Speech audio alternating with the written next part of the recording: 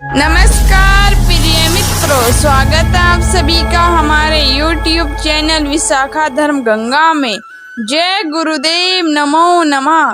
गुरुदेव भगवान की सदा ही जय हो। दोस्तों, हमारे हिंदू धर्म में देवी माता रानी के अनेक स्वरूप कहे गए हैं, जिसमें वृक्षों को भी माँ देवी के स्वरूप ही कहा जाता है। तो आज मैं आप लोगों को ऐसे वृक्ष के बारे में बताऊंगी जिनको नवरात्रि में छूना बेहद शुभ कार्य बताया गया है। नवरात्रि में इनको छूने से शत्रु दोष, कर्ज दोष, गरीबी दोष सब समाप्त होते हैं। नवरात्रि के पावन पर्व चल रहा है। नवरात्रि के पावन पर्व में कुछ ऐसे वृक्ष हैं जो कि देवी वृक्ष कहे गए हैं। यह देवी के स्वरूप होते हैं, माता काली के स्वरूप होते हैं और हमारे धर्म में पेड़ पौधों को देवी देवता मान के हम इनकी पूजा करते हैं और हमें पूजा भी जरूर करनी चाहिए। साइंस भी कहता है पेड़ पौधे मनुष्यों को फ्री में प्राण वायु प्रदान करते हैं और पेड़ पौधे हमें ऑक्सीजन देते हैं और हमारे जो कार्बन डाइऑक्साइड होता है उसे ग्रहण करके सभी प्रकार के जितने भी नकारात्मक चीज होती हैं उसे अपने अंदर में स्वयं सोख लेते हैं और हमें ताजगी प्रदान करते हैं। तो पेड़ पौधों स्वयं तेज धूप में तपता है लेकिन मनुष्य को शीतल छाया प्रदान करता है।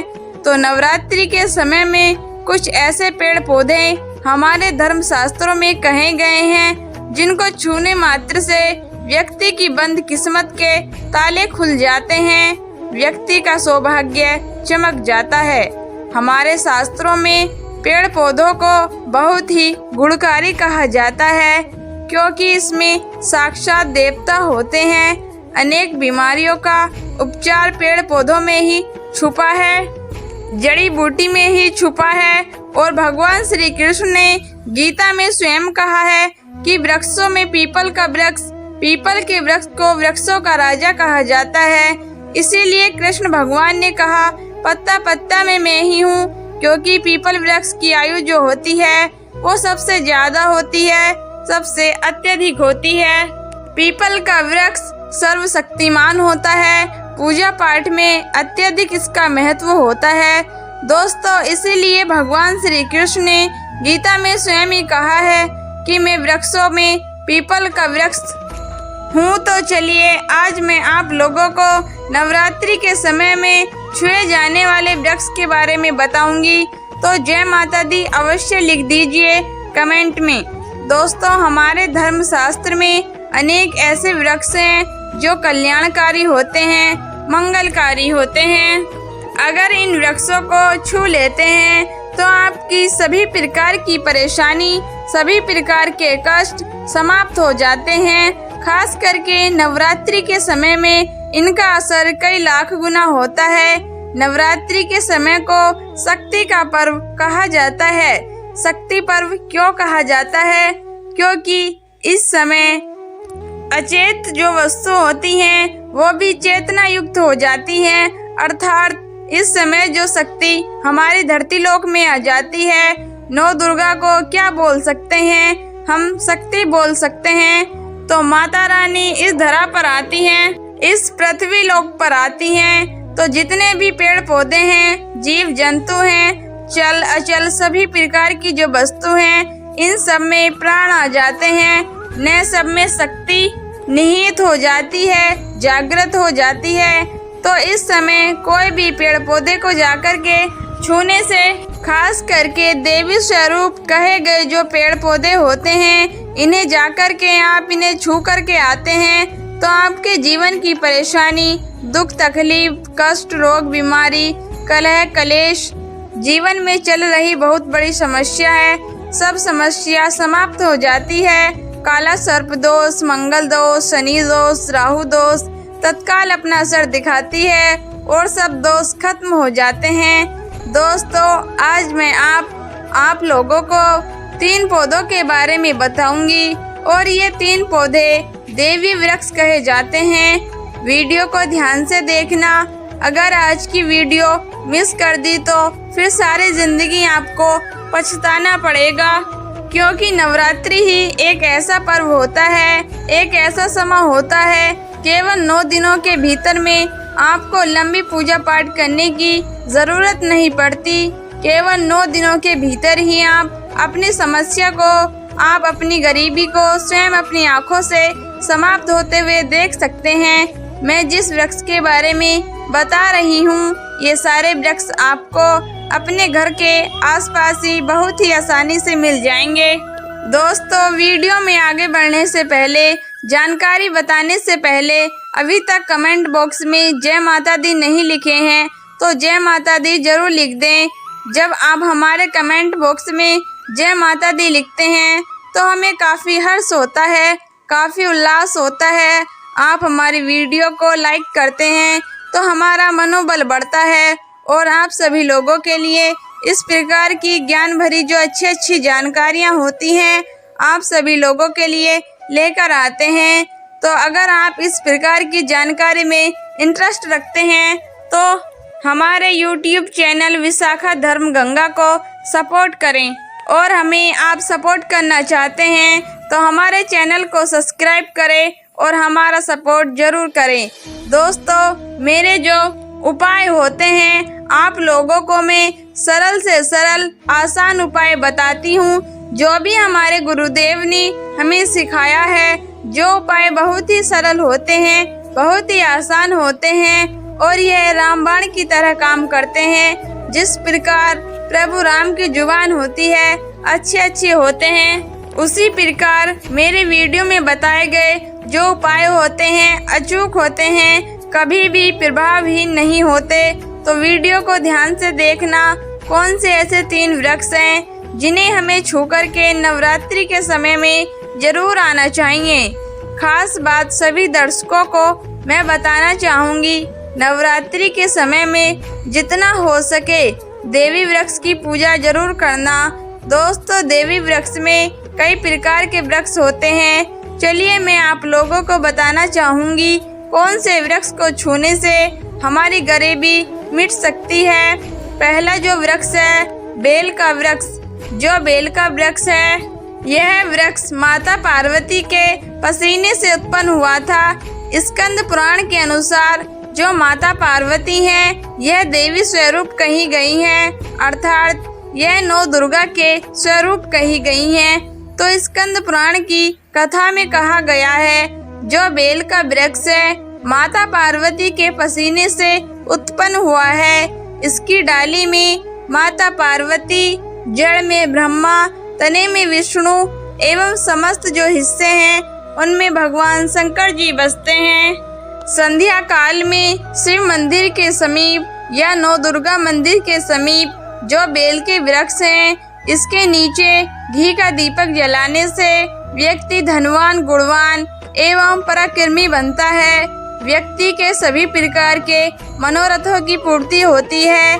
हमारे धर्मशास्त्र में यह भी कहते हैं, नवरात्रि के समय में अगर कोई भी व्यक्ति, जी हाँ, नवरात्रि के समय में अगर कोई भी व्यक्ति बेल के वृक्ष को माता 9 दुर्गा का ध्यान करते हुए 7 बार छू कर के आ जाते हैं, तो ऐसे व्यक्ति की तत्काल आकर उपवास व्रत रखा है। ध्यान से सुनिएगा, जो लोग उपवास व्रत रखे हैं, ऐसे व्यक्ति की थकान, सुस्ती तत्काल चली जाती है। ध्यान से सुनिए, जो व्यक्ति उपवास रखे हैं, व्रत रखे हैं, ऐसे व्यक्ति को नवरात्रि के समय में जितना ज्यादा हो सके संध्या काल में बेल का वृक्ष को जरूर छूना चाहिए। केवल आप ज्यादा नहीं छू सकते तो 7 बार छू कर के जरूर आना और बेल वृक्ष के नीचे घी का दीपक जरूर जला देना। दोस्तों, घी का दीपक जलाते हैं तो इसके क्या फायदे मिलते हैं, यह भी इस वीडियो में बताऊंगी। मैं सारी जानकारी इस वीडियो में विस्तार से बता रही हूँ, इसलिए आज की वीडियो थोड़ी बड़ी बन सकती है। हो सकता है सिर्फ 3 मिनट की वीडियो और ज़्यादा बन जाए, लेकिन अपना पूरा समय जरूर देना, क्योंकि जब हम उपवास व्रत रखते हैं तो हमारे शरीर में काफ़ी थकान आ जाती है, हमारे शरीर में ऊर्जा की कमी होने लगती है। हालांकि हमें आध्यात्मिक ऊर्जा प्राप्त होती है, लेकिन हमारे शरीर में ऊर्जा की कमी होने लगती है। भोजन न करने के कारण हमारे शरीर में ऊर्जा की कमी होती है और इस ऊर्जा को बरकरार रखने के लिए, इस ऊर्जा को प्राप्त करने के लिए हमें बेल वृक्ष को छूना चाहिए। दोस्तों, अनेक संत महात्माओं ने बेल वृक्ष के पत्तों को खाकर के तपस्या की थी एवं कई प्रकार की सिद्धियां भी हासिल की थी। धर्मशास्त्र कहते हैं, अगर नवरात्रि के समय में बेल के पत्ते खाए जाए तो व्यक्ति लंबे समय में जो मंत्र के जाप कर रहे हैं, सिद्धि प्राप्त नहीं हो पा रही है, फिर कुछ आप ऐसी सिद्धि को प्राप्त कर सकते हैं जो सिद्धि आपको काफी लंबे समय से प्राप्त बेल के पत्ते खाने से वह सिद्धि जल्दी प्राप्त होती है। इसके नीचे घी का दीपक जलाने से हमें सिद्धि की प्राप्ति होती है। सिद्धि का मतलब होता है कार्य में सफलता। तो जो लंबे समय से आपके कार्य नहीं हो पा रहे हैं, उस कार्य में नवरात्रि के समय में जितने भी दिन हो सके, आप जो हैं जब भी आपको समय मिले तो शाम के समय में घी का दीपक जरूर जला देना। और अगर कोई भी व्यक्ति नवरात्रि के समय में, ध्यान से सुनिए, अगर कोई भी व्यक्ति नवरात्रि के समय में अगर बेल वृक्ष की जड़ में दूध चढ़ाते हैं तो सभी प्रकार की व्याधि दूर होती है। अगर सिंदूर युक्त गंगा जल चढ़ाते हैं तो व्यक्ति की गरीबी मिटती है। अगर तिल चढ़ाते हैं तो बेल वृक्ष की जड़ में तो सौभाग्य की प्राप्त होती है। और अगर बेल के 3 पत्तों को, दोस्तों ध्यान से सुनिए, त्रिदेव भी कही गई है, जैसे कि महाकाली, महालक्ष्मी, माँ सरस्वती। तो अगर बेल के जो 3 पत्ते हैं, महालक्ष्मी, महाकाली, महासरस्वती के स्वरूप कहे गए हैं, तो बेल की अगर 3 पत्तों में ओम, दूसरे में पत्ते में हरिओम को सिंदूर से लिख करके चढ़ाना होता है। सिंदूर से लिख करके चढ़ाया जाए तो तत्काल उसी समय मनोकामना की पूर्ति होती है, कार्य में सफलता मिलती है। कोई लंबे समय से आपकी मनोकामना हो, आप चाहते हैं वह मनोकामना पूर्ण हो जाए, तो यह उपाय अवश्य ही करिएगा। दोस्तों, इसकी जड़ में, ध्यान से सुनिए, नवरात्रि के समय में इसकी जड़ में अगर तांबे की कोई रिंग होती है, जिसे हम एक प्रकार की तांबे की धातु कहते हैं, यह मंगल से जुड़ी हुई होती हैं। अगर नवरात्रि के समय में इसकी जड़ में तांबे की जो रिंग होती है, अंगूठी होती है, अगर आप 4 अंगुल खड्डा करके दबा के नवरात्रि के समय तक दबे रहने देते हैं, इसके बाद अगर आप पहन लेते हैं तो वह जागृत हो जाती है, क्योंकि जो बेल के वृक्ष है स्वयं जागृत कहे गए हैं। और नवरात्रि के समय में इसकी जो ऊर्जा होती है अत्यधिक बढ़ जाती है।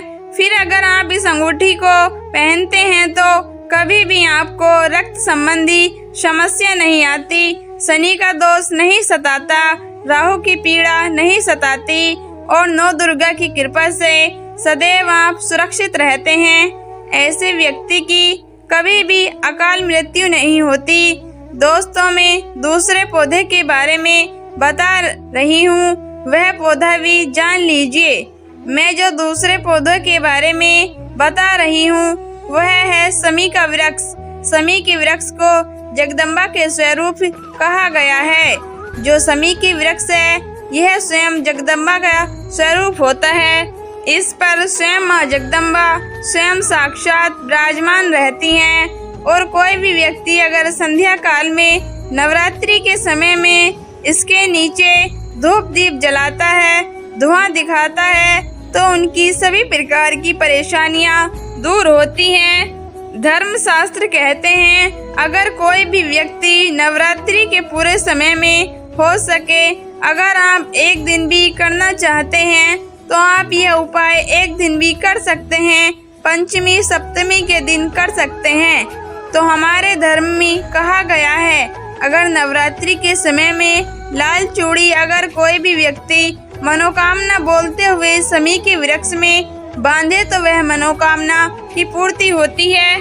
लाल चूड़ी अगर कोई भी महिला जाकर के बांधती है तो उन्हें सौभाग्य की प्राप्ति होती है। उनके पति की कभी भी अकाल मृत्यु नहीं होती। इसकी जड़ में सिंदूर डालने से व्यक्ति को आरोग्य की प्राप्ति होती है।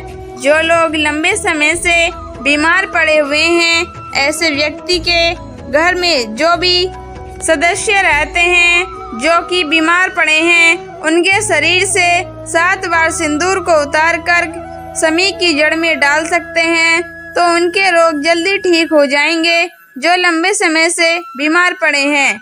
या फिर आप बीमारी से बचना चाहते हैं, निरोग रहना चाहते हैं तो इसकी जड़ में सिंदूर डाल देना। मनोकामना पूर्ति के लिए मैं एक मंत्र बता रही हूँ। इस मंत्र को बोलते हुए समी के वृक्ष को छूना है। इस मंत्र को बोलते हुए अपनी मनोकामना पूर्ण करनी है, जिसका आप तत्काल नवरात्रि के समय में इसका रिजल्ट देख सकते हैं।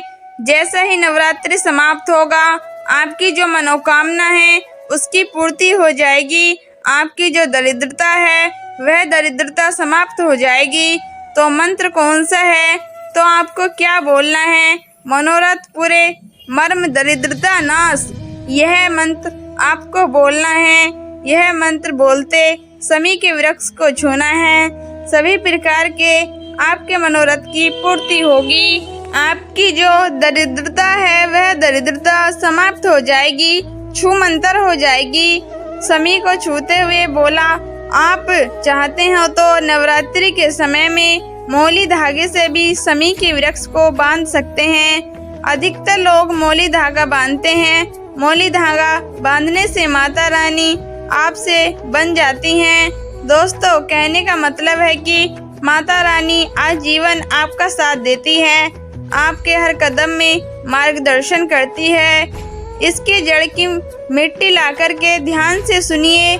नवरात्रि के समय में अगर आप जो हैं कि 9 दुर्गा के उपवास नहीं कर पा रहे हैं, व्रत नहीं कर पा रहे हैं किसी कारणवश, तो केवल इसकी जड़ की मिट्टी लाकर के नवरात्रि के समय में स्नान करने से व्यक्ति का भाग्य उदय हो जाता है, व्यक्ति का भाग्य चमक जाता है, व्यक्ति की जो फूटी किस्मत है वह भी चमक जाती है।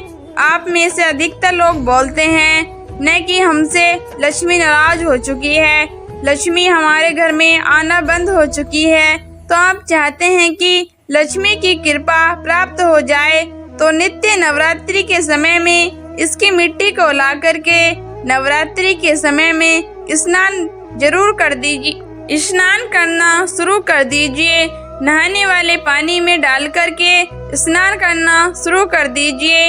आपके शरीर के दोष दूर हो जाएंगे।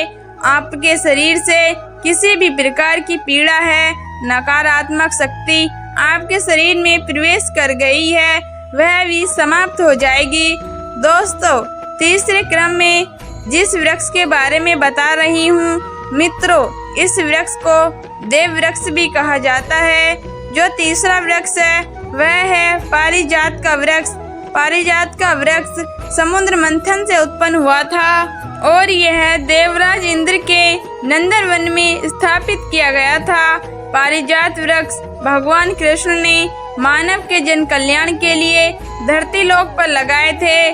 जो पारिजात का वृक्ष है इसे भी लक्ष्मी का स्वरूप कहा गया है, क्योंकि माता लक्ष्मी भी समुद्र से उत्पन्न हुई हैं और पारिजात के वृक्ष भी समुद्र से उत्पन्न हुआ है। इसी नाते यह माता लक्ष्मी की बहन भी कहा जाता है।